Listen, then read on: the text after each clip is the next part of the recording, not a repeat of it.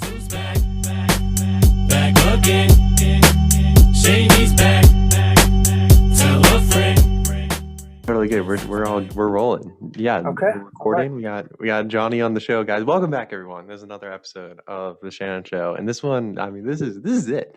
This is it, a long dude. time coming. It's been the guest of episode 1. It's been 27 weeks, I guess, 28 weeks, because I guess it's 28. I'm Yep. not sure exactly when this is coming out, but yeah, it's been a long time. Jonny left for Marine Corps boot camp right around episode 10. So, yeah, I had the opportunity to go to his graduation. He's told me he's had all sorts of fun stories that he's kept track of for us. Oh, you already know. A little short on time, so let's just get right into it. How are you doing? Dude, it has been absolutely crazy. So, the first thing I did, right? So I finished boot camp, right? My body's hurting. I'm aching. I'm like, oh my gosh, what am I gonna do? So they gave us Liberty, right? The very next day, right? We get our phones. Right. It's like, oh my gosh, this is crazy, right? First thing I did, I didn't even call my mom, right? I looked up the Shanon Show. I was like, all right, let's see who's. That's right. What has Shanon done? And I was expecting like, all right, so he's probably got like 3 or 4 episodes out. He's putting in this man has got like 25 episodes. I'm like, dude, what is going on? And then I looked through all of them. You had mentioned me like 5 different times. I was like, this man, dude, you were killing it. I'm gonna talk to the audience a little bit. I'm a little, miffed that they're not, the views, man. I'm telling you, like 1 through 15 has like 100 views plus, right? And now we're looking at like 40, 30, 20. So I'm calling you guys out, Shanon Show viewers. All right. Y'all got to come back because this man has been putting in the work. All right. So let's stop with this. Let's get it real. Let's get it going. I mean, we're rounding the corner. I'm assuming by the time this comes out, we'll be at 100 subs. Hopefully, that'd be embarrassing if it wasn't. But I mean, triple digit. I'm glad you said it because, like, I'm not really one to call people out like that. But I mean, if anyone's gonna listen to someone, it's gonna be Jonny Hoppe. I saw in the freaking description of one of the videos, you're like, please subscribe. I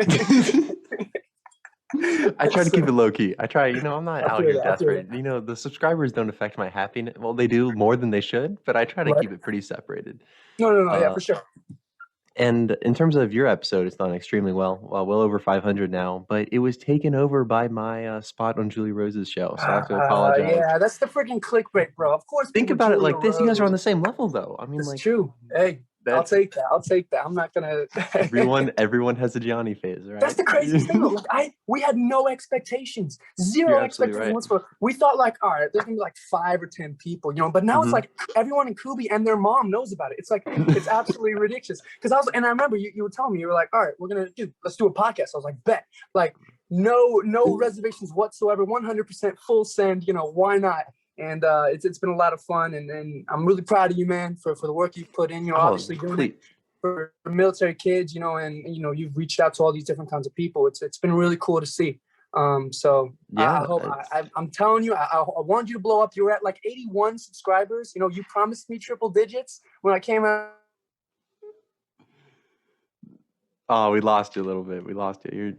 Man, you're frozen. Okay, got you. Okay, you're back. You froze a little bit, but yes, I appreciate it. No, not you're bad. Let's talk about you. I mean, obviously the show, it's awesome. I love doing it. Love talking to military kids.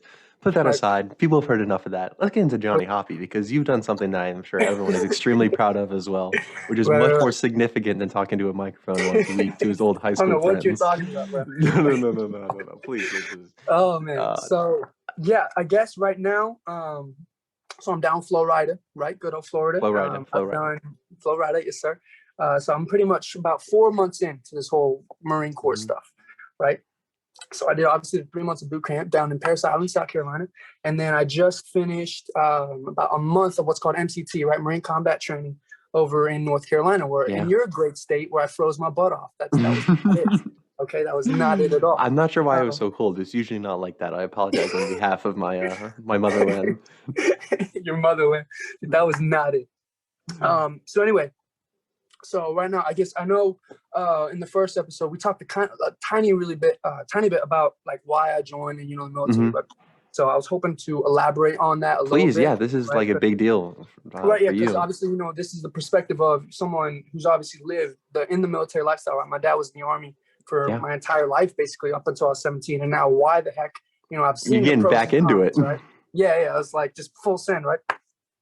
So basically, I will tell the subscribers this now. Obviously, if we get some different people coming in, if they want to skip straight to the boot camp stuff, I'm sure Shanon can put a thing in the description or whatever. Be like, all right, get those stories out. But for those of you that actually care, about my reasoning, whatever. So again, like I said, my dad was Army, and he served about 30 plus years, right? So he went in the 80s, and retired, I think 2018, right? So from the time I was born till I was 17, I kind of lived that military lifestyle, right? And don't get me wrong, I have a lot of respect for everyone that does it, and it's been the experiences that I had growing up, right? I wouldn't have been able to travel to almost 30 countries by the time I was 18 years old, and 40 states. Right, so rafting down the Pacific Ocean. Oh, you already know, big boy. Craziest summer. I've never even heard all the details of that, but yes, go ahead. No, it wasn't okay. I hyped it up. It wasn't really raft. It was you know what a catamaran is? Sure, yeah. It's like sure. It's like the double hull thing, and it was this family, right, that was doing an around the world trip on their boat, right? So my dad was like, dude, they're like in Solomon Islands, just like right by Okinawa, right? So let's just hop over there on like this hopping on this, rickety airplane, barely made Sounds it exactly like your dad. Yeah. Yeah, you already know. And then we hopped onto this boat, and then for 2 weeks we just sailed around, doing fun stuff. It was from the Solomon Islands up to Papua New Guinea, where we might have gone in illegally, and then around over into Indonesia. It sounds about right. You just came back from a summer vacation, like this sweet tan, fresh haircut. And you're like, dude, you would never believe. You would never believe. I'm like, I don't even want to hear it. I don't even. Back to so you joined. Right. You joined, so and then I was telling about my story, right? How pretty much my dad was doing 30 years, and how I'm super grateful for having been able to travel the world and meet all kinds of people. Obviously, Okinawa is probably the favorite, my favorite place that I've ever lived. Obviously, you're my best friend. Absolutely. And yes, sir. And all the people I've met there. The Kubi gents and the dogs. I did see that episode as well. That was something. I don't know about that verdict. You shut out the dogs. I know. If I was there, I probably could have swayed that decision. So you could have helped. You could have saved George. I could help George out. We might have to run it back then. I remember last thing George said was like, "Man, I wish Hoppe was here." Yeah. He knew he was toast. Come on. Yeah. Anyway, super grateful about all those experiences, right? But at the same time, the military gives, but it takes away as well. And obviously my family, it did hurt a little bit. I think my parents ended up getting separated. And so it's not like I have this rose, I don't know what to call it, this, rainbow view, I guess, of the military. I knew what I was getting into. I knew the military life. So some people are like, the military is the greatest thing ever. There's nothing wrong with it. But you have to understand that, there's give and take, right? The military is going to get what they want. You have to make sure to get your piece as well, right? So that's the background, right? And I know we talked in the first episode how I got kicked out of Kubi, right? And this is a fun story, yeah. Oh yeah, I always got to bring it back to that, right? So anyway, so that kind of, especially with high school and stuff, and with college, it kind of messed me up in terms of credits, right? Like, how the heck was this going to work, right? Because I have half a year, and then just pow, how am I going to freaking explain this to all the colleges, So thankfully there was a time when it was going to look like I would have to retake junior year, right? Redo it. And I was like, man, that ain't it, bro. So I, we talked to the schools here, the high school here, and we were able to make a little crack deal. And I graduated. So that was cool. But halfway through the year, I started seeing my dad, obviously he retired, right? Yes. And he had put a lot of our savings into the house that we lived, right? Because it was right like 5 minutes by my school and 5 minutes by the university that I'm going to end up going to, right? Liberty University. So a good deal. But at the same time, we ended up living kind of paycheck to paycheck at that point, right? My dad just living off his pension, right? And it was kind of like at the end of every month, he was coming in, he's like busting in the door, like, dude, we have $100. All we're gonna eat is like ramen and pizza, and that's it, right? And I'm like, this ain't it, bro. Like, we can't be doing this. So I kind of saw the way that my dad had gotten so used to the military, right? And used to, like, I remember 5 months after we left, he was still trying to get military discounts and like trying to get like free bags on the plane. He was so used to it that it really took him a while to kind of rehabilitate, I guess, almost in a way, to civilian life, right? Transition back, absolutely. But I mean, it's a good ending to the story, though. He's working as a police officer now at the university. Oh, that's great. I didn't know that. At the university where I'm going to go to. So that takes care of tuition, which is a huge thing. So that's definitely an answer. But that's perfect. Yeah. So anyway, that's the kind of situation I was halfway through senior year. So I was like, dude, how can I, especially because the college I'm going to, right? Private Christian college, 22 grand a year. That's just tuition plus my degree that I'm doing is aviation, right? So that's going to be all the costs you throw onto that. Yeah, plus everything else. First year, I'm going to be like 100K, up to my nose in debt. I'm going to be like, hey, whatever. Yeah. But no, you gotta mitigate that in some way, in some fashion. So, my dad set up a meeting with the Marine recruiter, and I'm going in there. I'm like, there's no way. You're like, why would I do this? Yeah. Why would I do this? 2 weeks later, I was signing papers, but it was really cool. It was the recruiter was a huge part of it, right? I shout out if he ever sees this. He was a huge part. He was a guy that had been in Okinawa, right? So we hit it off right away, kind of on that level. And he was also an aviation guy, right? And I was like, look, I'm not going to be a grunt. If I'm going to join the Marine Corps or anything, it's going to be something that's going to help me in my career, right? Right. So there's no way I'm going pew pew. I've done, I did that. I've done the pew pew now at MCT. I've done some night vision stuff and some lasers and all that fun things. But yeah, I wanted to get a job in the Marine Corps that was going to help me in my future, right? So we talked all the things out. I ended up going reservist, right, which is another thing. This helps me. So I only, go to my base maybe 2-3 days a month, right? And the rest of the time I can actually go to college, right? So all these things kind of started coming together. And I ended up enlisting January of last year, actually. So about a year ago. Then obviously big boy COVID came. Big boy. And big boy. And wiped everything out. So I couldn't go in the summer, right? I was supposed to ship out in the summer, so I ended up shipping out in October, right? It's probably better, right? Or not? Yeah, well, I mean, it's kind of cold. Yeah, just a little bit. Just a tiny bit. But now, it's ended up working out, and now I'm sunny Florida in February. I'm chilling. So yeah, that's the place to be this time of year. I mean, that is definitely you've gone through a lot to get there, but you're there. You're there. It's been a trip for sure. Oh my goodness. I keep on thinking about just like how long it's been, and like there'd be days where I was like, I wonder what Johnny's doing right now, and like if it was a movie, it would like cut to you like crawling through mud or something or whatever. Meanwhile, back at boot camp. Yeah, exactly. Yeah. And that crossed my mind a lot. And I mean, as you said, your name came up a lot in the episodes and everything. But if you don't mind, let's go to like the day you left, like the day it happened. Okay. Remember, like I sent you like one more text hoping you'd reply. Nothing. I was like, not a chance, bro. I'm like, I guess that's it. That's it. So that's a big thing about the Marine Corps, right? Yeah. Is I don't know about all the other branches, but I know at least the Army and the Air Force. And it was funny. So the first thing we do is once you have your ship day, right? And you head over to what's called MEX, right? And this is your last medical examination. This is to make sure, you haven't like blown a nose off or like, you have everything, right? Yeah. Like, that you're medically, physically sound to ship out, right? So we go up there. Mine was in West Virginia, right? And we were talking to some of the Army guys, and these guys could bring their phones, right? And they were going to be home for Christmas, right? And their boot camp's only like 8 weeks long, right? So they're like, dude, why didn't we join the Marine Corps?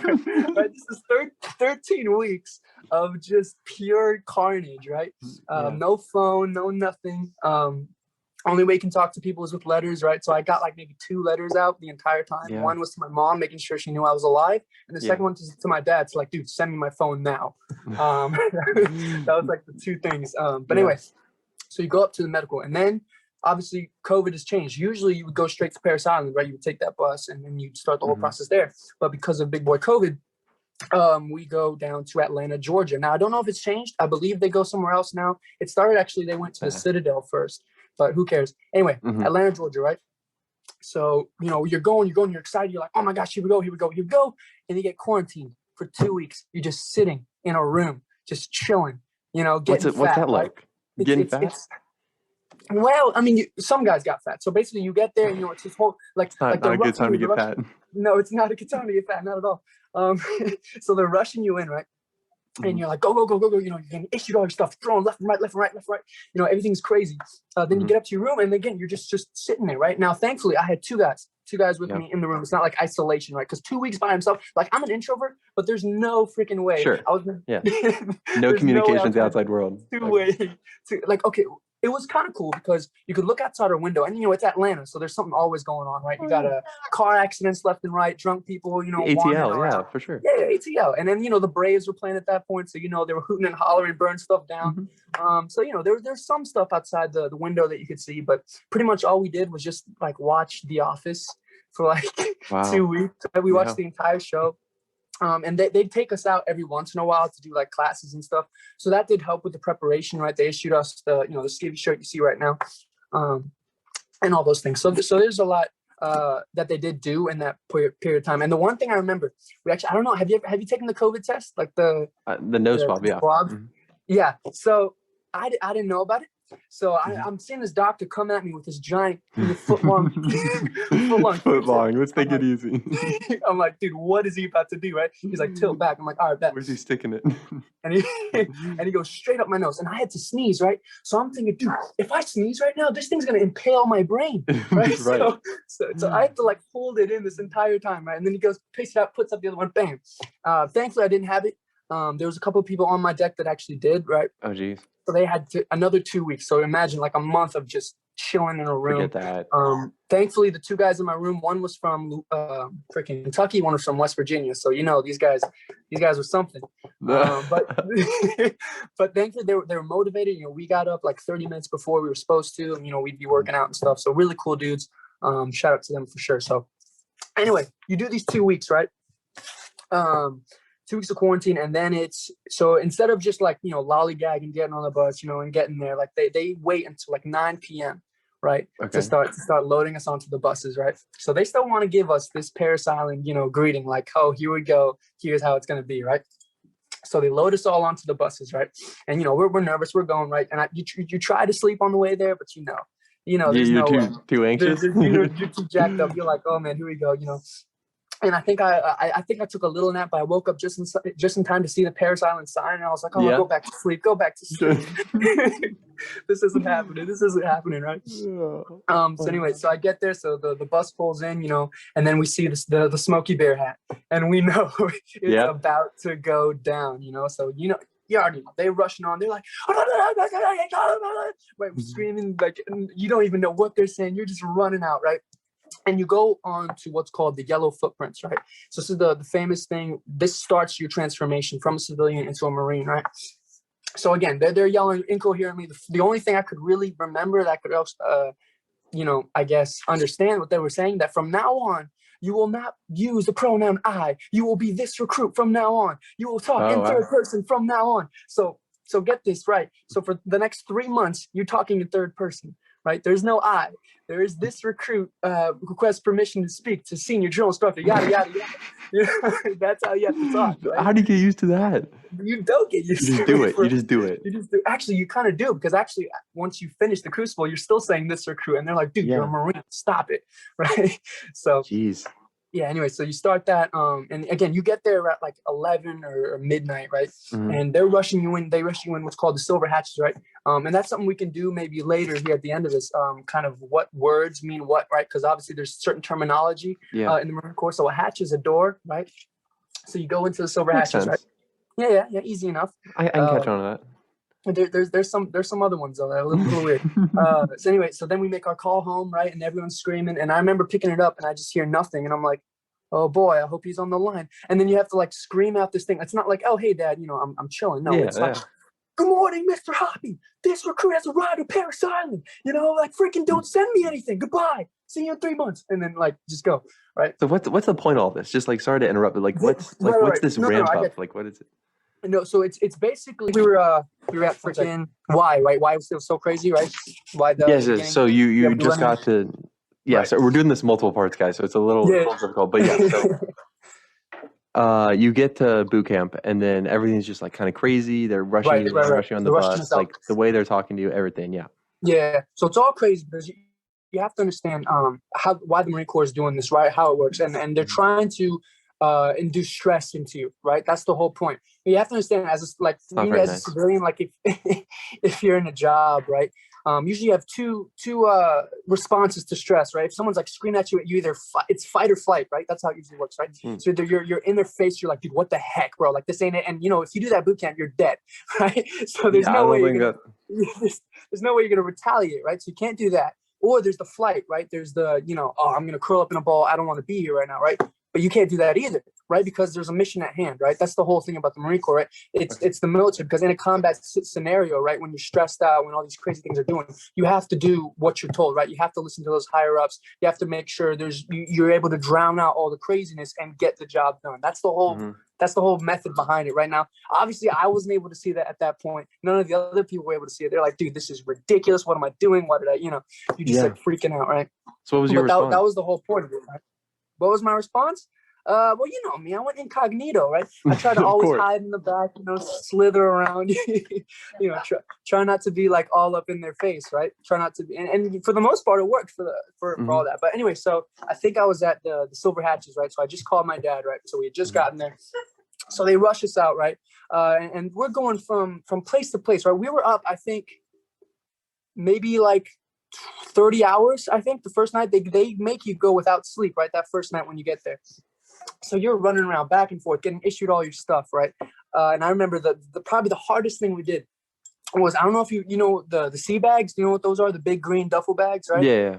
Have you ever seen those? I've seen them. So I've seen them. two of those, right? You have one in front, one in the back. You're carrying your M6. They issue us our M16s on the very first day. The first day. You're carrying your rifle. The first day, just like right. So you're carrying your rifle. You're carrying your duffel bag, right? So you're carrying all this stuff, right? My traps were feeling it, and you're just like moving around, because you're obviously at this point you have no idea. Like, you're just seeing buildings. You're like, dude, we're gonna be walking for like miles, and it was only like, I don't know, like half a mile, but it felt like forever, right? And we're all just stumbling around, like, dude, if every day is like this ain't it, bro. What am I doing with my life? I'm not gonna make it, So that was honestly, that was the hardest thing physically that I did, which is crazy when you think about it, until the very end, right? The crucible, the hike back, which I'll get into later. So honestly, the physical part of boot camp wasn't as bad as you might think, right?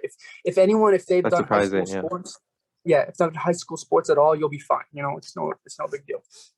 But anyway, right? So they're moving us back and forth, and then so you don't meet your DIs, right? Your drill instructors. You don't meet them until about like a weekend.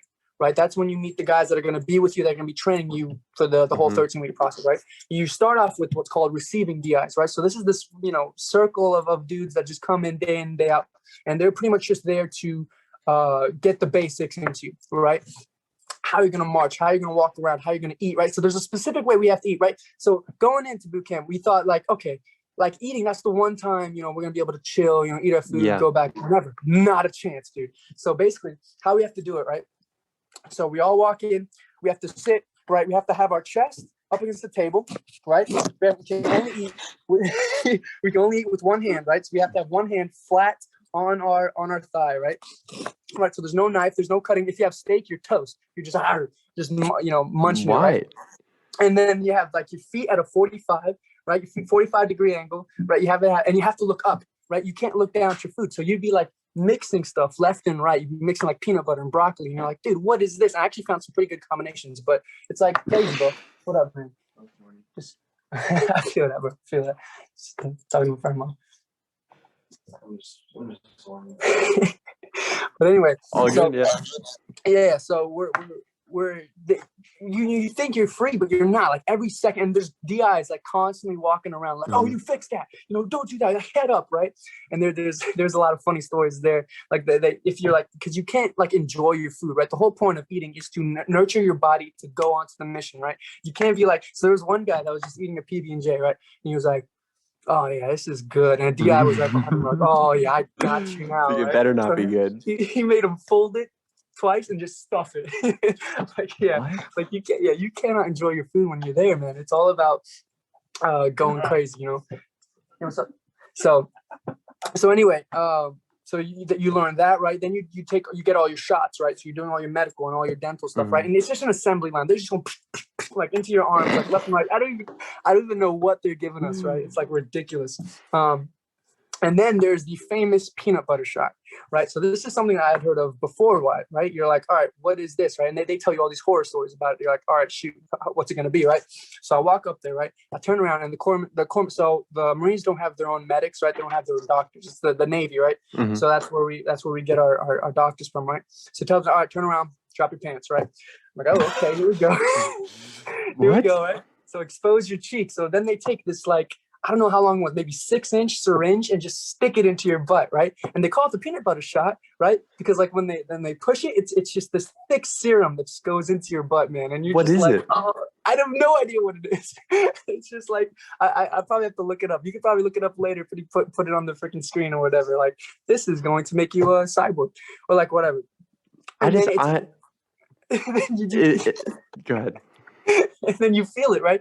You feel like, oh, and then they make you sit and like roll around because like, and they scare you. They're like, oh, dude, if you don't roll around, you're gonna have to get surgery on your butt. And you're like, oh shoot, I don't want that. So No. you're like rolling back and forth, right? So they do that. So that's all in like the first 36 hours. So it's constant, go, no, nonstop, right?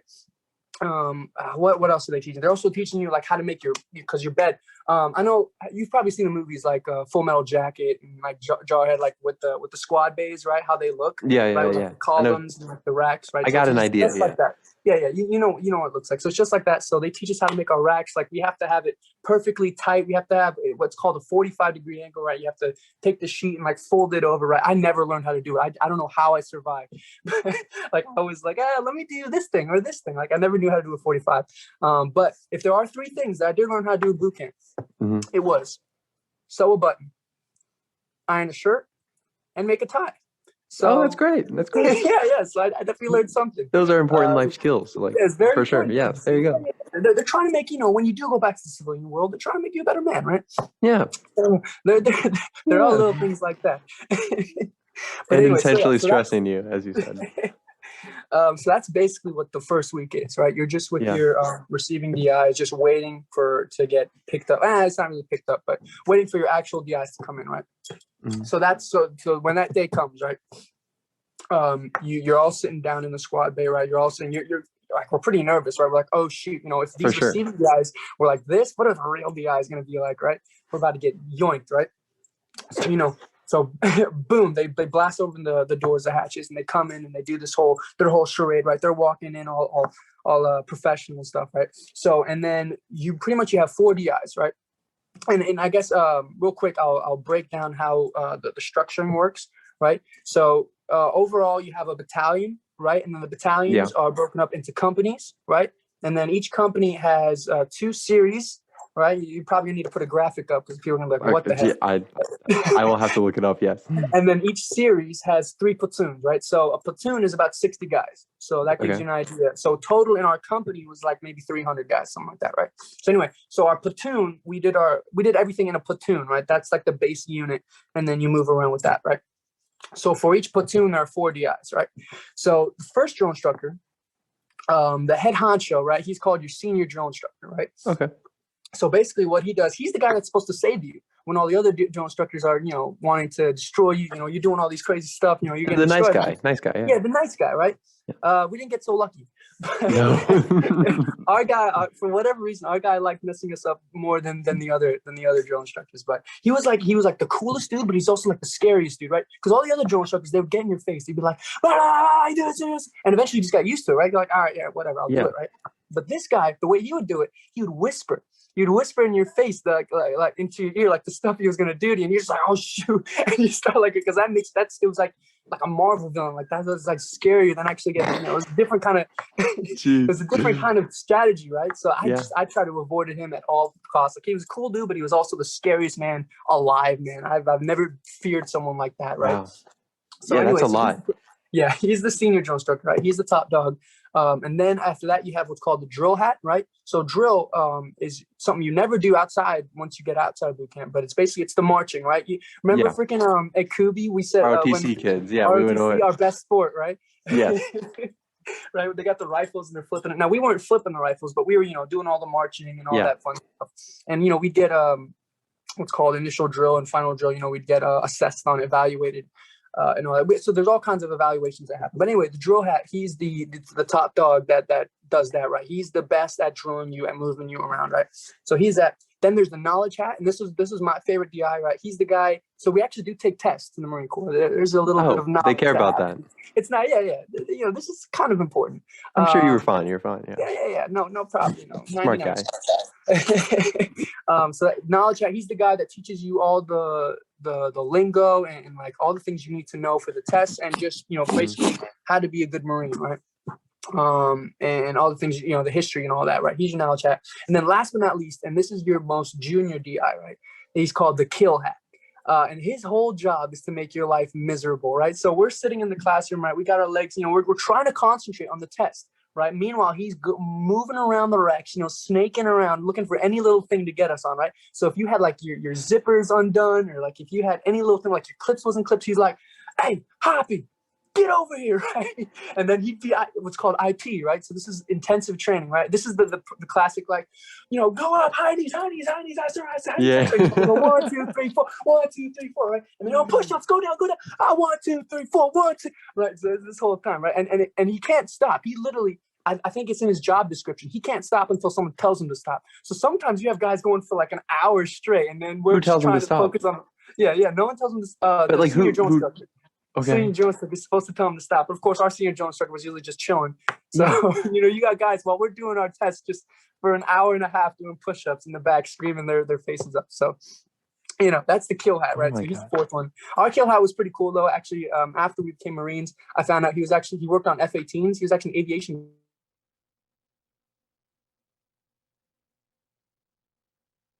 instructor. It's something that after your first enlistment, you kind of get chosen. You either have to be like a drill instructor or a recruiter or something like that, right? So you can have guys that are freaking like admin, right? Guys that are literally their job is to do computer, become drill instructors, and right? they come and yell at you. Yeah. So this guy was an aviation guy. He was super cool, but he like literally was not allowed to talk to us. Whenever I'd come up to him, I was like, hey, drill instructor, blah blah blah. Can I? And he's just like, quick question. Yeah, go ahead. So these guys who you're with all the time in your platoon, your company, or what, are these guys? Do they become like your best friends? Like you're going through all this pain together. Like you guys are all in the same boat. You'd hope. Or is there any resentment like for one another? There's if someone's responsible for getting you in trouble? You have to understand, it's a brotherhood, no matter what. Like you all hate each other, but you all love each other, right? I mean, we have bonded. Like we're 60 dudes that have all taken showers butt naked next to each other, right? Like there's no bonding like that, right? In stalls, like there's no doors to the stalls, right? You're just all pooping together. And I've had some of the greatest conversations of my life there. Right? Like I'm telling you, that's like nothing bonds you like those, like those moments, right? And pain. I guess so. Like going through this crazy thing, being like, oh, dude, we did that together. We were there. I even have, I don't know if we took a shit together. You remember that? Yes. You remember that, man? Yeah. Remember that? I even have this coin right here from my actual platoon. So we all, it stays with you. Like you never forget your drill instructors. You never forget your platoon. You never forget, the memories you made there. So it's certainly something, right? But anyway. So how much of this beforehand did you like imagine going into it? And because I'm assuming you did some research. Like how much were you mentally prepared for, and how much were you just like nothing you could have even imagined? Just kind of went, it is what it is. It's just you got to go in. I saw some videos and I was like, I could do that. And it was because again, like I said, my whole philosophy, I wasn't trying to be above and beyond. I wasn't trying to be like a squad leader or a guide, right? Because obviously they get recognitions from the drill instructors, right? And they usually get promoted after. Mm-hmm. I was just trying to be, trying to help out the guys to my left and right? Trying to have the recruits remember me, right? As the guy that helped them out, but I didn't really need that recognition from the drill instructors, right? So I was like I said, I was going incognito, right? I just tried to stay in my own. You do that well, yeah. I do that well. And it was funny. Like there were times when everything was going wild and I'm just humming to myself. I'm just humming tunes. I'm like, da, da, da, da, da, da, right? Chilling while the guy behind me is getting absolutely blasted, right? So it's just, I guess that's just my personality. You just try to do what you can in that moment and just not mess up because it's not the move. You don't want to get screamed at. But anyway, that's pretty much, so we meet them, right? Yeah. And then there's another week of again them drawing into us, IT and all this stuff, and then comes the first week where we actually feel like we do something, right? So all this time we've done when do you start feeling like humans? Right. Well, no, you don't feel like humans. Never. At all. Never. That doesn't actually. I haven't felt like a human until I came here. So it's a long process. Okay. Yeah. So what's next? I guess I should say. Right. So the next step? The next step is actually starting to do stuff, right? Starting to feel like you're actually progressing somewhere, right? Contributing. Yes, maybe. contributing, right? Maybe. So the first thing, and actually I don't know if I have the schedule on this, but the first week is what's called the confidence course and the obstacle course, right? So this is the stuff you've seen in the movies, right? It's like Wipeout. Yeah. Basically, you're like jumping over things, climbing these like 20-foot high ladders, and being like, all right, I better not fall off this. I remember I was killing all of them. I was like, oh, this is great. And then there's this one, and you'll have to put either a picture or like link to a video. It's called, what is it called? I think I can't remember what it's called, but anyway, it's basically it's this high tower that you climb up first, and then there's this rope, the singular rope that goes straight down. And what you have to do, you have to lie flat across it and just pull yourself right in this tiny rope. Pull yourself right, and you're almost hanging there in suspension, right? I'm trying to imagine a situation where you'd actually need to do this. You never know, man. And then a third of the way there, you have to roll over and go koala mode, right? And then you start going like koala mode, koalas. Yeah, we all know about that, right? So then a third of the way there, when you're almost done with it, you have to switch over again, and you have to do a dead hang, right? And then pull yourself back up, and then finish the rope, right? So I got to that part. I was like, oh, dude, easy money, right? And then I start pulling up, and I'm like, wait, why is the rope falling away from me? Oh, shoot, I'm falling. And then I go splash straight into the water, right? Wow. Of course, there's a water, a pool below us, right? So then I'm soaking wet for the rest of that day. That wasn't the move. But anyway, so that was the confidence course, right?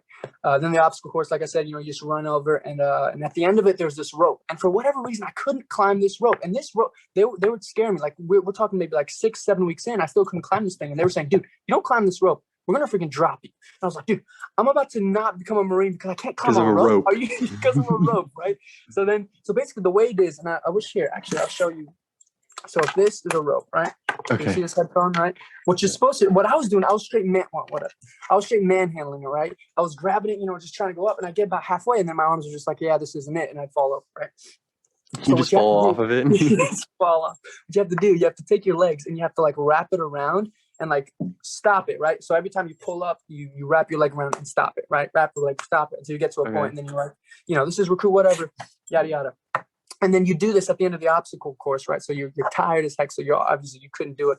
And you also do it after all the hikes, right? So we did, I think, like a 5K, an 8K, a 12K, and then a 15K hike, right? All with packs, and then you'd have to do the rope after that. So finally, after the final hike, 15K, right? The one where they said, like, you're going to get dropped if you don't do this, I was actually able to do it. So that rope did not, rope didn't get the best of you. That would be can you imagine, bro? That would have been a depressing phone call. Yeah. I'm like, a rope got the best. Anyway, so that's the obstacle course. So are these hikes like nice scenic walks through the woods? Oh yeah, brisk, you're screaming your head off the whole time. It's fine. I mean, flip-flops on, like wind in your face. Yeah. No doubt. You got your long flowing hair. Oh, which is something I didn't talk about. One of the first things you also do when you get there is the haircut, right? The classic. Yeah. Did you cut your hair beforehand, or did you make them? No. Everyone comes in with their own hair. So you got some guys looking like I'm freaking lion mane, right? And it's so satisfying to see all of it just fall off, man. It's so cool, bro. And then for me, but the thing is, I don't know if these guys don't like their job or what, but they would scalp you and freaking just draw in your feel head. Good. Not to get to the point where we were getting haircuts every week, every other week. To this point where dude, why are you bleeding? I was like, this barber, what's his face? I mean, they have to do like 500 haircuts a day. It's probably not in the best mood. Yeah, probably not. So anyway, and then another thing we did that week was called the rappel tower and the gas chamber. Right now, if there was one thing, right, I wasn't really worried about going into boot camp, right? I was like, all right, whatever, let's get past this point. The thing I was really worried about is actually what I'm going to do here soon, which is like aviation stuff, right? And the really technical stuff. Yeah. I actually have to use my brain, right? Boot camp, I was like, all right, it's just a part of the process, whatever, 13 weeks, easy money. The one thing I was worried about was this gas chamber thing, right? Because I'd heard some crazy stuff about what the heck they do, right? So, but before that, actually, I'll talk about the gas chamber first, and I'll talk about the rappel tower. So the gas chamber, right? So what they do, they put you all in a room, right? And they're like, all right, so we're going to give you this mask, right? And you have to figure out how to filter out all this gas that's going to be coming out, right? And if you don't, you're going to die, basically. Okay. I mean, not really, but not really, right? Because it's basically, I think it's a simulation. It's it's not. It's real gas, but it's like the stuff they use it's like the stuff they use in crowd control, right? I can't remember what it's called. Yeah, tear gas. Yeah. Yeah, easy money, right? Cozy. Yeah, it's fun, right? So y'all rush into this room, right? Okay. And you have the mask on. You see the gas come out. You're like, all right, you know, you feel in your pores, right? You're like, all right, this thing's a little bit, all right. It's All right, a they're little like, uncomfortable. Yeah. okay. How about you break the seal of your mask, right, and let that gas come in? So then you break the seal. I'm closing my eyes at this point because like, there's no way I'm gonna. They're not gonna tell me to open my eyes, right? And open your eyes, boy. So then I open my eyes and it's this stinging feeling. You're just like, no, what is this? You know, so I'm trying to sit there. I'm trying to, you know, handle this, right? And you have to hold your breath, right? Because if you breathe that stuff in, you're like, right?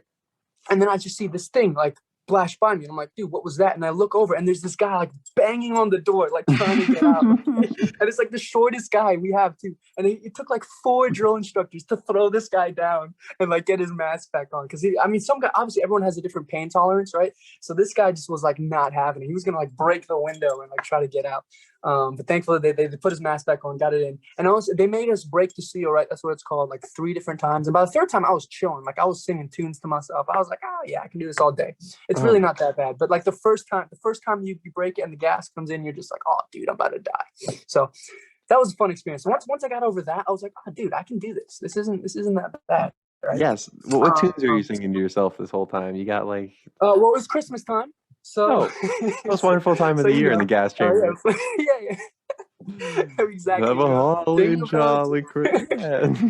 You know. Oh man, so I was having the time of my life in there. But yeah, so and then the other thing we did that day was called the rappel tower, right? So this is basically so what that's supposed to, the gas chamber, the whole point of that is you're supposed to gain confidence in your gear, right? Knowing that when there's craziness going around, when there's gas or mustard gas, freaking World War I stuff going around, you can put this mask on and this is going to save your life, right? That's the whole point of that. Sure. And then there's the rappel tower, right? And the rappel tower is, you know, obviously there's a lot of people that have fear of heights, right? So basically it's just 40-foot long tower, right? With a rope that goes down, right? And there's 2 things. There's a rope where you pretty much, what you do, you grab, and you have a harness on, so it's not like you're gonna die, but you could, you know? And then you grab the rope, and then you make an L shape with your body, right? So where you're hanging, basically parallel with the ground, right? So there's nothing, and then you pretty much go, all right, go, and then you run down the wall, right? So that's the one part. And then there's the one where you pretty much just have to straight jump off, right? So what they made me do, there's this little pole, right? And you bend down, you're supposed to bend down and then jump and just freaking free fall and then stop yourself, right? That's the whole point. What do you mean stop yourself? Like, so the way, have you ever done rappelling or anything like that? No, I don't know what you're referring to. You don't know what I'm saying. You take a rope and you're supposed to, like, the way you hold it, right? It's supposed to let the rope go behind you and then it helps you go down. And then, okay, so you're okay. Yeah. So I can now envision this process. Yeah, doesn't sound fun though. No, yeah. And then you're supposed to stop yourself and like try to not break, whiplash.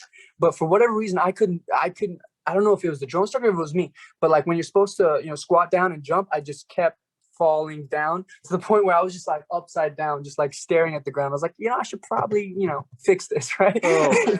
So I'm just staring down at the ground, like, dude, what is going on? And then I would try to climb up. And I don't know if have you ever seen A Christmas Story? Have you seen that movie? I've seen scenes from it because you reference it so much. Yeah. The one where like Santa like kicks like freaking Ralphie in the face to go down. That's basically what the drone instructor said. He was like, "All right, get out of here." So then he kicks me off, and then I'm falling. But you just fall into the water. Yeah, no water this time. But they had a drone instructor there at the bottom that actually helped you catch you and all that. So it was all good. Guy. It wasn't that bad. Yeah, very nice guy. Very nice guy. As he's screaming at you, but. So yeah, that was the rappel tower. And again, that's supposed to, like I said, a lot of people have fear of heights. That's supposed to help you get over that, right? So that's the whole point of that. So that was that week. So I think that's maybe about the 3rd week. Next 3. Week, that's yes, that is week 3 out of 13. So you're still actually okay. So the last 2 weeks, technically 11 weeks. The last 2 weeks, you're chilling. You become a Marine. That's when you saw me, right? Chilling. So yeah, well, you know how it is. So the next week is pretty self-explanatory. It's swim week, right? So obviously it's Marine Corps. Yeah. So you're doggy paddling in the water. Yeah. Are you a big swimmer? Like before this, like did you have like a lot of? I mean, I'm okay. I'm all right. Yeah. I'm chilling. My dad taught me the ways. Right. He was a Green Beret. He had to do some stuff. Yes. So the first thing you have to do was like a 25-meter swim, right? And you're like, oh yeah, easy money, right? But you have to do it in full camis and boots, right? So by the time there were some guys that had to do like for like advanced swimming, they have to do like 250 meters. You cannot touch. I don't know if you could touch a wall and like jump off, but you can't touch the water, right? So you're just going back and forth, back and forth, back and forth. No back and forth, flippers. right? No flippers. You're just straight fluids, dude. You're just dying because it's pretty. It's pretty And you're tiring. sopping wet. Yeah, you're sopping wet. Then you jump out, and then you do again another height thing. You have to jump off the diving board, right? And you think, all right, I'll just jump off, whatever. No, the drill instructor actually pushes you off. And you have to like pleasant surprise.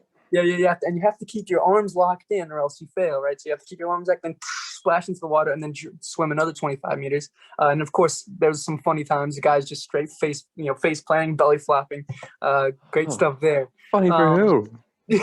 For us, for the DIs, we couldn't laugh. But actually, one thing about kind of how COVID affected boot camp was that we had masks on all the time, so we could actually laugh and get away with it a little bit. So that was nice. Do you have to swim with the mask on? No, you don't have to swim with the mask on. You're chilling. Yeah. And then the last thing is the second last thing is you throw a freaking main pack, a big backpack, and you float on it. And you doggy paddle. You have to use a flotation device. And then you have all this gear on, right? You put on a helmet, you put on what's called a flak, right? The thing that's supposed to stop bullets, and then your rifle, and you go underwater and you have to strip all this in a certain amount of time and then get back up. So that's swim week, right? That's basically all the qualifications. That's not like summer camp, bro. I'm sorry. It's not like I didn't sign up for this. Anyways, that's swim week. And then so that's week 4, I think. Then the next week is team week, right? So this is supposed to be the chill week. This is supposed to be in the middle. One thing. Yeah, go ahead. All right, for like the swim week, do they give you a demonstration? Does one of your DIs like jump in there and like do it for you to explain how it's going to work? Or they're just like, this is what you're going to do, jump in? Yeah, that's basically what they do. They like, grab it and go in. No, okay. Yeah, they're chilling. They're swim instructors, which actually one of my DIs said was the hardest course there is, because out of like 14 hours of day that they have to spend in the pool, like 12 of it is underwater, right? So it's just like, ridiculous stuff that you have to do to actually become an instructor for swim week, right? So anyway, so that's week 4. No, it was 3. I don't know. Who knows at this point? I was just, you don't count days. Could you keep count? That's okay. That's my next question. Yeah. What were you counting? Did you know what day it was? Did you know when it was Christmas? So yes, about Christmas time we did know, but basically what some advice that I'd gotten from my dad and from other guys was don't count the days, right? Basically go chow to chow, right? Because you can be doing something crazy, you could die, and you're like, oh man, this sucks, but you have guaranteed 3 meals a day, so just be like, all right, just make it to breakfast, make it to breakfast, you know what I mean? Make it to breakfast. Yeah, it's you wake up at 4 o'clock every morning, so you don't get breakfast right away. 4 o'clock every morning. Yeah. What time do you have to go to sleep? Actually, that is one thing. Well, so they say you get 8 hours of sleep, right? Because you go to bed at 8 o'clock, right? But the first hour, the DIs are usually screaming at whoever's on fire watch, right? And then the last hour, and then fire watch. Fire watch. Yes, I should mention that. So watching out for fires. So basically, in the squad bay, right? Someone always has to be up at all times, right? Because people, there's actually, when we first came in, right, there's this long, because Paris Island, it's an island, right? So there's a bridge. There's only one bridge that comes in and out, right? The way they positioned the building, right, our squad bay, every time we walked out, we could see this bridge. So we saw, the real world happening, and you could tell how that could mess with some people, right? They're like, oh, I'm gonna go freaking swim, right? So that's the whole point of fire watch, is to make sure no one freaking tries to, kill themselves or like freaking, try to, get away, right? Swim off to freedom. Swim off the island. So it's 3 people on fire watch at all times. But anyway, so the first hour, usually fire watch is always doing something wrong, so they're screaming at them, and then the last hour, fire watch is doing something wrong, so then they're screaming. So you really only get like 6 hours, and then if you're on fire watch, you really only get like 5 hours. So 8 hours of sleep, right? But anyway, and then so team week, right? So team week is basically, this is where you start getting all your uniforms, right? Which actually, one second.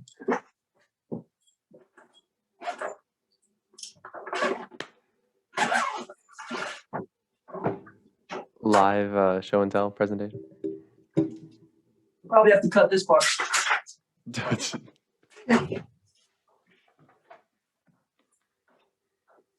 Here are the bad boys themselves. Oh wow, yeah, that's the dress fantastic. Blues. Yeah, famous dress blues. Here they are. That must have been a big deal when you got that, right? This like was that a was big deal. that was a step in the right like, direction. Yeah. We were like, all right, and we actually got our camis with like our names on it, right? It said hockey. Oh wow. Like, we're getting it. We're getting it, right? So anyway. Oh, I'm going like 100 miles an hour. I need to chill out for a second. Yeah, this is. I know there's like a lot. I know. I can feel like the heat coming through the Zoom. Like just you like recalling all these things and like wanna Oh trying to man. fit it all into like 10 minutes. Uh, Oh man.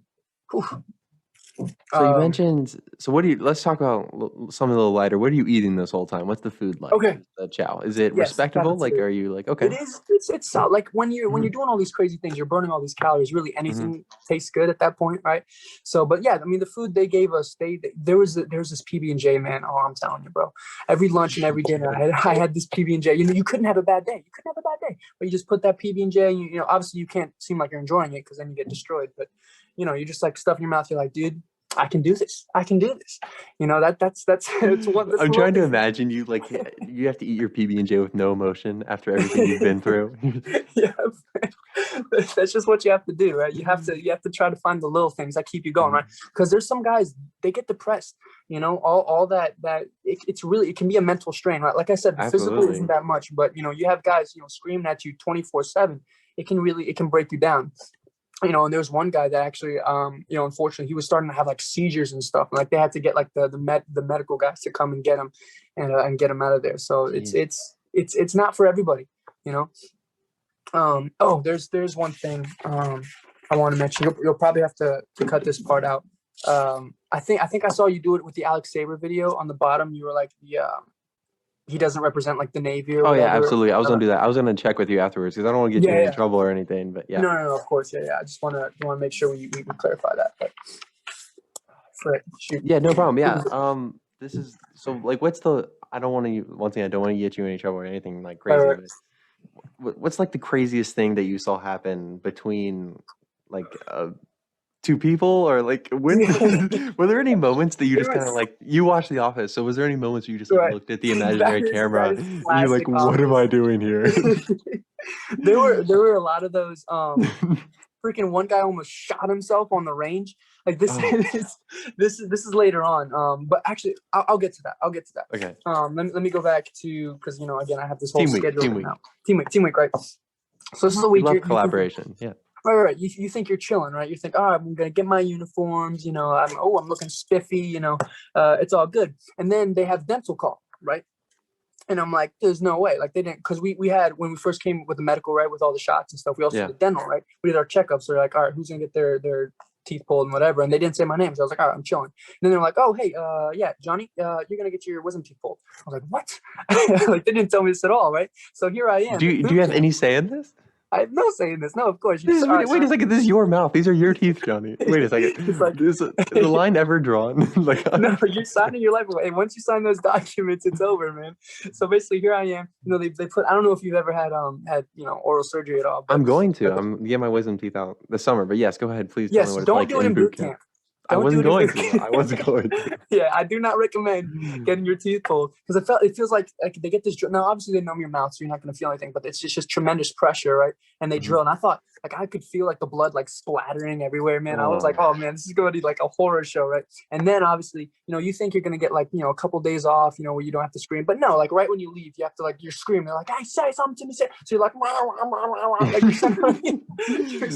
they have to enjoy that. Come on, they do. They definitely do. You already know. Like we were sounding like the parents from Charlie Brown, man. Like it was bad. You know what I mean? So they don't put you under though. There's no option to like. No. It's just like, here we go.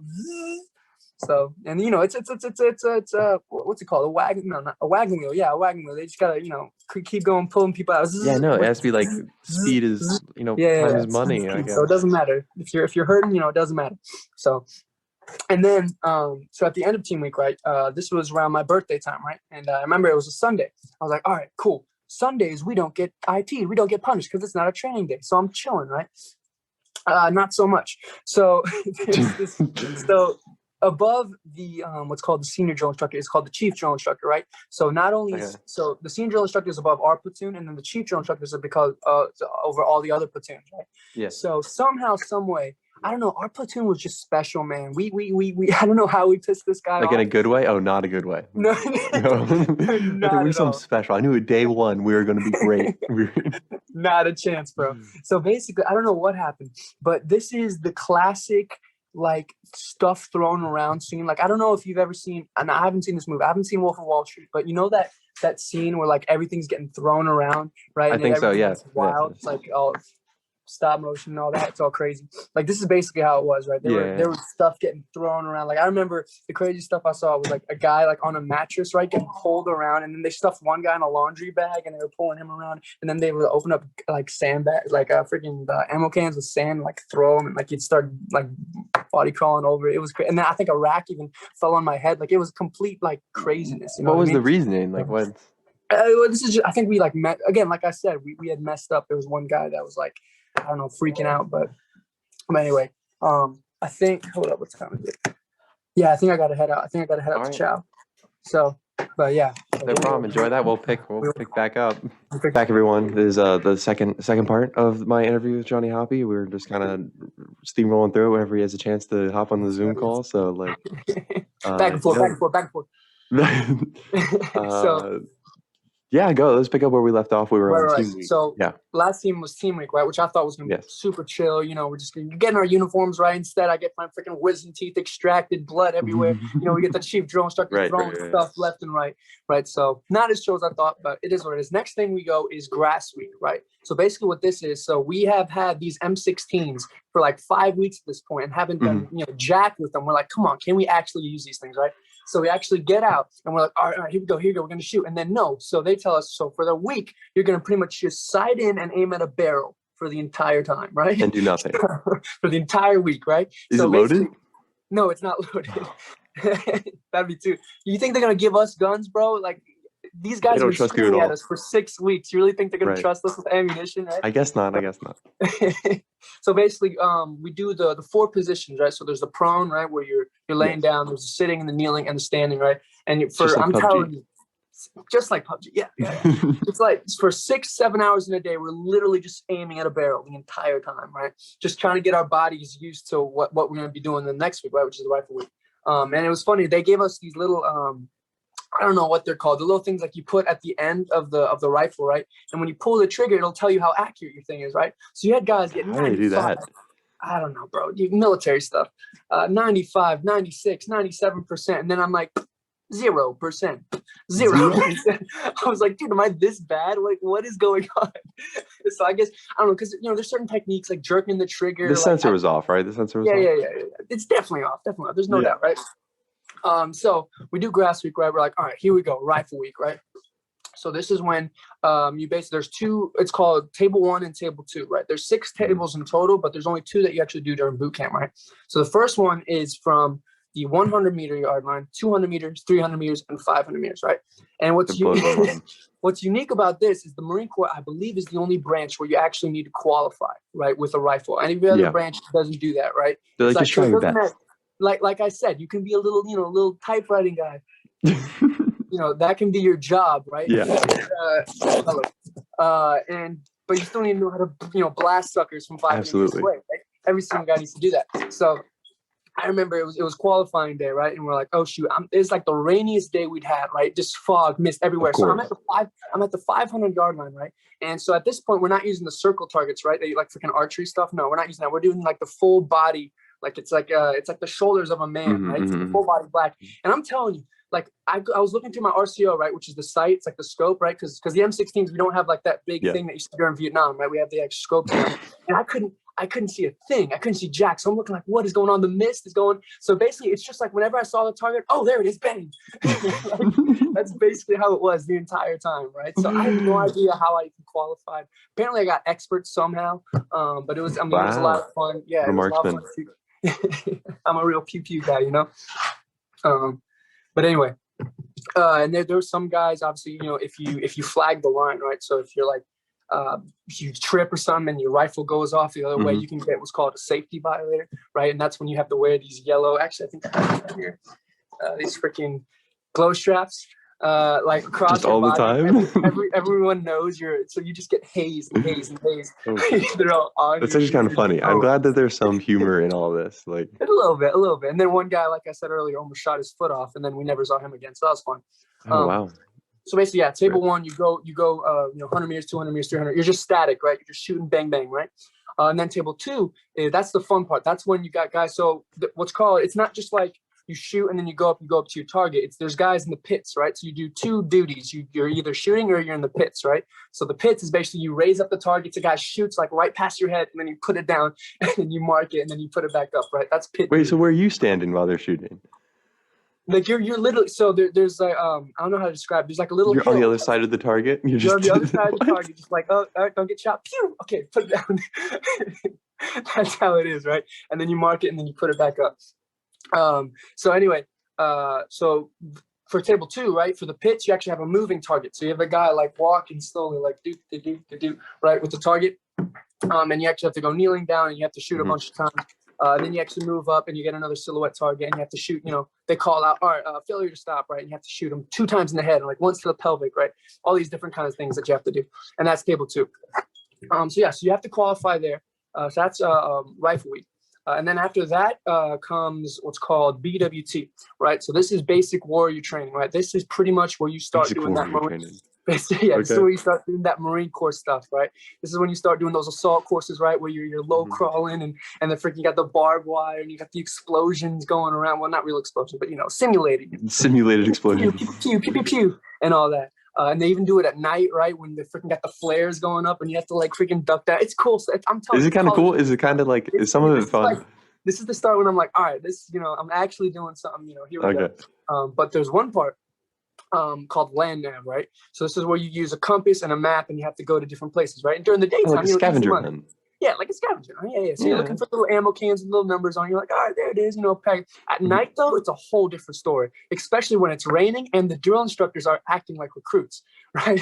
So they're going around like, hey, you know this location, and you're like, you can't see, right? It's pitch black. You're like, dude, what are you talking about? It's right over here. And they say, oh, so you want to talk like that to me now?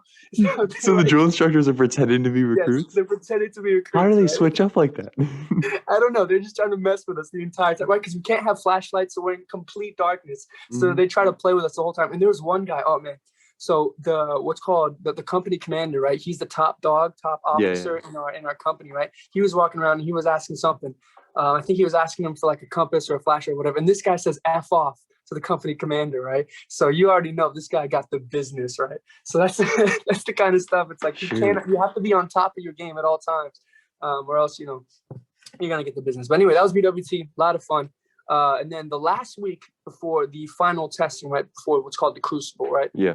Basically, just that's where we do our final stuff. Our final drill, our testing, and we prepare for what is the final evaluation, right? This is where you put everything that you learned over these weeks into action, right? And then what's called the Crucible. And now it's weird because like I'm pretty sure I'm not supposed to like talk about exactly what we do in there, right? Now you can go online and I'm sure there's videos and stuff if they want to see what actually happened. There's like something I try to research some of the things that went on at Bootcamp. There's not a ton of information. There should be more, but there's not. I was like very uneasy. It was like the Crucible was the only thing on there, and I was like, okay, I hope he's having a good time. Yep. So basically, what you do, you wake up 2 a.m. On one day, and you're rushing out, you're running out. You have to grab all your gear, put it all on, and then you start what's called, I think it's a 9K hike, right, out to where we're going to do all this stuff, right? Yeah. And then for 2 days, you're basically doing events, right? Certain events that have been modeled after Medal of Honor award recipients, right, and what they've done. So there's one where you're like, boxing with a guy, and he's like trying to, strangle you, and you have to throw him off, all that fun stuff. A helicopter evac where you're like grabbing the dog and all that. So there's a lot of, You jump out of a helicopter? No, but okay. Simulated helicopter. You were like, you just said yes. Everyone would have believed you. No doubt. But so you're doing this day by day, and the individual events aren't hard, but when you stack them one upon another, and you've been up since 2 a.m. and you don't go to sleep until like 2 a.m. the next, or like midnight, it is ridiculous, right? And that's just the first day, right? You have 2 days of this, right? Where you're just constantly running around. And it's the last day, and you're like, dude, just freaking stay alive, right? This is the last thing I got to do before I become a United States Marine, right? So you do 2 days of that, right? I believe it's total is 54 hours, right? Then you get up on the third morning and you hike out, right? So basically, and it's not like you're just chilling, walking, right? You are pretty much packing everything you have had for that entire weekend, putting it into your bag. So I'm talking like 80, 90 pounds of stuff on your back, right? And then you do what's a 15K, right? So a 9-mile hike. And honestly, I was literally waddling, bro. Like I had to go like this because my feet were just like so busted up, right? And the way they do it, it's so we there's this big kind of landing strip kind of thing where we were doing all the events on, right? So we walk out there, we're like, all right, here we go, we're about to be Marines, right? And we keep doing circles and circles and circles. We're like, all right, well, we got to be almost there, right? We got to be almost there. And then we go back to the landing strip, and it's like like they mentally just mind, like they have you going in circles. They have you going in circles, right, to get those 15K, and they're like trying to mess you up. Because some guys, if they drop out, they don't become Marines, right? They have to go back to another company and do everything all over again, right?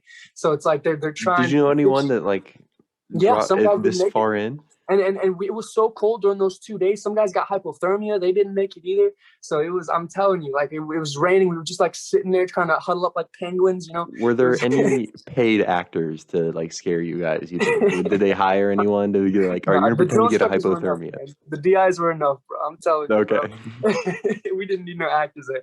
So anyway, so you're walking and you're like, oh man, I just got to keep going. I just got to keep going. I just got to keep going. Then, the sun starts coming up, right? And then you see the parade deck, right? The Iwo Jima monument. And you're like, oh my gosh, here we are, right?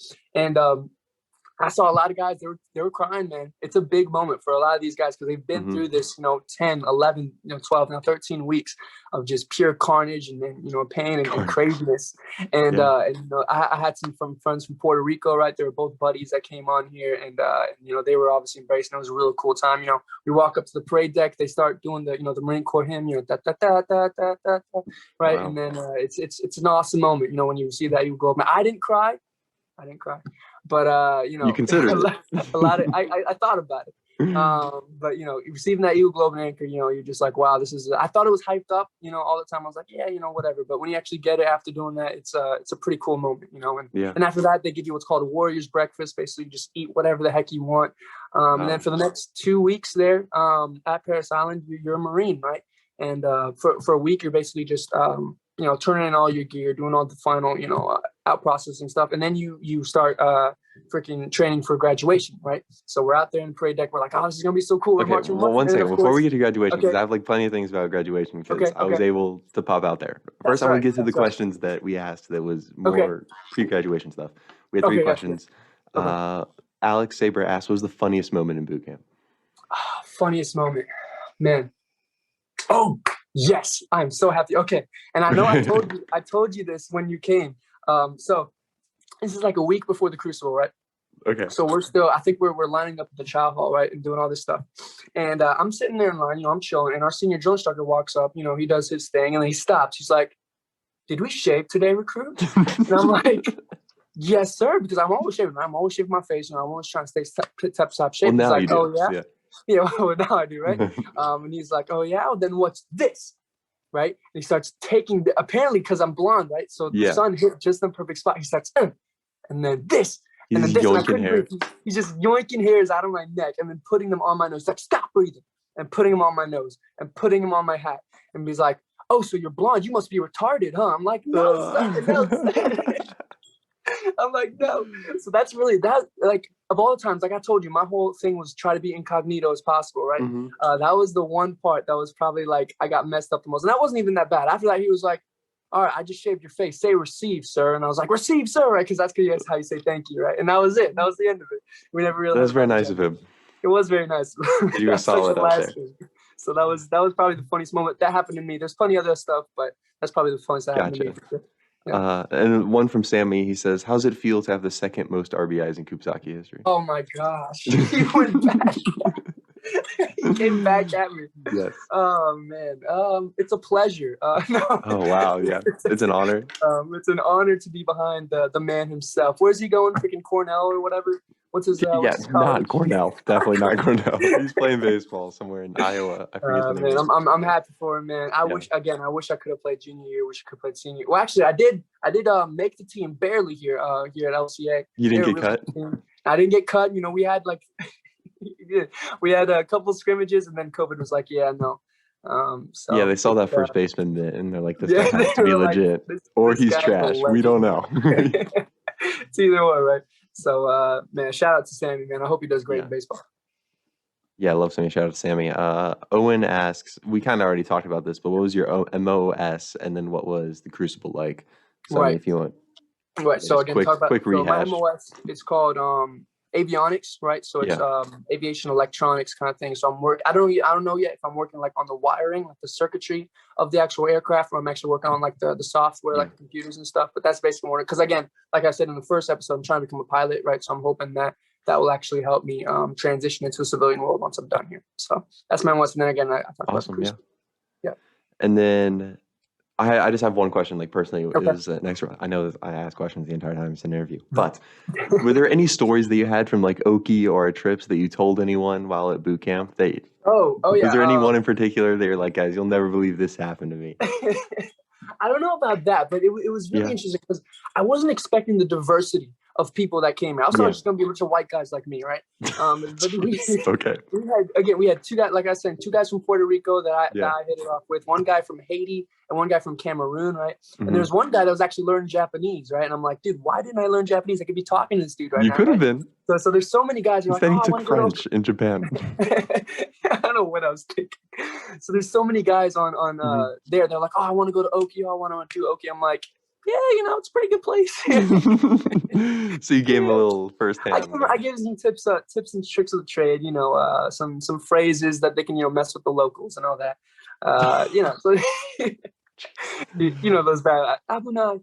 But yeah, all that fun stuff. Yes, sir. So I was definitely again, like I said, I wasn't trying to be a big hero like a squad leader. I was trying to build lasting relationships between the recruits, and I hope again, if anyone see him, they can comment down like, this guy was a scrub, and then or whatever. Feel free, please. Interactions help boost the videos views. Yes, they do. Yes, they regardless of how nice they are. So let's get into the graduation. I'm sure because now, like 2 weeks away, I'm kind of like on the same timeline with you at this point. Okay. Whenever my dad and I start like talking about it, we're like, I think we could get down there. It was kind of one of those things. It's like probably not going to happen, but it's a nice thought. Yeah. But he knew a guy down there, and he got in contact with him. And I don't know. Shouldn't say any names. Like I don't know. It's not that big of a deal, but. It was very exciting to come see you. I just want to hear from your perspective leading up to it and then your reaction. So, what they told us. So we had been practicing an outdoor graduation the entire time, right? Marching. And then we heard, oh man, it's going to be indoor, right? Because it's raining. And we had the worst luck with weather. It was raining on everything. Grass week, rifle week, like I was telling you, right? Yeah. BWT, the Crucible, everything. And then graduation gets rained out, man. So it was like, here we go again, right? But then one of the top dogs, he comes to me and he's like, so, do you have a girl at home? You have a girlfriend, anything like that? I'm like, nah, I'm not chilling. There's nothing real. All right, well, there's this lieutenant colonel, right? Who says that you've impregnated his underage daughter. I'm like, wait a second, what?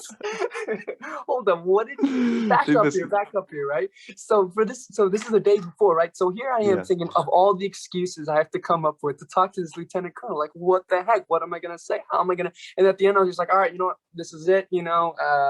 Marine Corps, that was fun, but whatever, right? We got all this way just for some mix up, right? So here I am. I'm sitting down. I'm like, oh man, all right, where is he? Right. Then I see this guy walking in a bomber jacket. I'm like, it was awfully familiar. Right. And then I see this tall. So you couldn't place your finger on it. I couldn't place it. I was like, who is that? And then I see this guy, Shanon eyes right here, coming in the flesh, sitting behind the brigadier general. I'm like, what? How did this happen? I'm just like, and then the major came up to me. He's like, hey, I want you to meet somebody. And then I come up to you. I'm like, there's no way. There's no freaking way. And then we dap up. We go to Subway. Oh man, it was whatever the heck we went. Man, that was such an awesome moment, man. And the thing was, like, there wasn't families there pretty much at all. No. So maybe like 10, 15 people sitting down there. Tops. That was it. So the fact that Shanon High and the fact that I'm walking, well, you see, I told them I was the host of the Shanon Show, and they gave me a pass. They're like, yes, please come in. And, the Shanon Show, naturally. Like I thought it was gonna be like tons of families, like pretty normal. Like I knew COVID and all, but I'm pretty sure they'd still let families go to their kids' Marine Corps graduations. Like, no. And then, like you said, I'm looking for my name card, and I'm just hoping it's in the back corner, tucked away, because I already feel awkward enough sitting in front of all the Marine chilling recruits. With jeans. Yeah, everyone else is, exactly. And it was very odd feeling. And the nope, right behind the general, and gave her a fist bump though. She asked us what our relation was. He asked us what our relation was, and we were like, friend, good friends, long time friends. and she, I don't know, she gave us a pass, I guess. I mean, she can't kick us out at the end. I guess she can do whatever we want. Much respect. Right. Thank I you was for bringing terrified. it down. Oh man, that was so cool, man. So, but yeah, so after that, I headed off to what was called MCT, right, Marine Combat Training, where we did, the Black Ops stuff, the night vision and all that cool stuff. But also froze our butts off in North Carolina. Thanks for that. And now I'm chilling. I'm chilling down here in pretty much a college dorm room. It's really great. Yeah, must be a nice change of scenery for you compared to those first whatever it was 13 weeks or it's been a great story to hear. We're not I feel like there's so much stuff that we didn't get into at the same time. Like we kind of had to fly through it. So, yeah, you gotta let them know, man. We were there were people coming in. I don't know how you're gonna edit this, but people coming in left and right. But dude, come on, you know me. This is casual work. You'll figure it out, big boy. Easy money. Yeah, I don't have much else other than go Sixers. Still the top seed in the East. That's the important thing. I've been telling you since freshman year they're going to win the Eastern Conference. Yeah, and fun fact, I was joking the entire time until now. Yes. Yes, this is. I'm serious now. Now I'm serious. Well, hey, Danny now Green my is a game changer. My Nets, man, James Harden. Yes, Your sir. Nets. If anyone wants to go back to the first episode when he was a Bucks fan, I mean, please do. I'm gonna delete it. Oh man. Yeah, really appreciate it. And of course, anyone, feel free to comment. If you've been to boot camp, you want to compare or tell Jonny that he's wrong about everything and tell him that he didn't do a good enough job, please let him know. Or if you want to congratulate him, more importantly, because, big accomplishment. See our friends, go through and kick ass and do it. So best of luck moving forward. Of course, we're going to keep in touch. Proud to be friends with a Marine who was just my high school fast pass buddy. I don't know how that happened, but here we are. And make sure to subscribe, like, and share the video. Thank you very much, Jonny. All right, peace out. Till next time. Yeah. It's the Shanon Show, Shanon Show, the Shanon Show, Shanon Show, the Shanon Show.